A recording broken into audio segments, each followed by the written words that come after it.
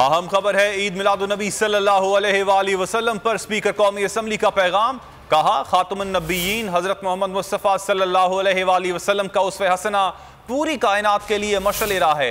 Speaker कौमी assembly ने कहा कि रहमतुल आलमीन अथॉरिटी का क़याम नौजवान नस्ल को सीरतुन नबी सल्लल्लाहु अलैहि वसल्लम से रूशनास करवाने में मदद मिलेगी।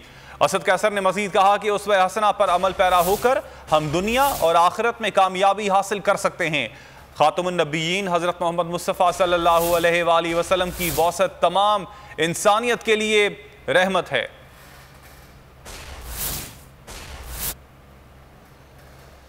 स्पीकर कौमी असम्बली असद कैसर का कहना है कि खातमुन नबिय्यीन हजरत मोहम्मद मुस्तफ़ा सल्लल्लाहु अलैहि वसल्लम का उसवा हसना पूरी कायनात के लिए मशअल राह है।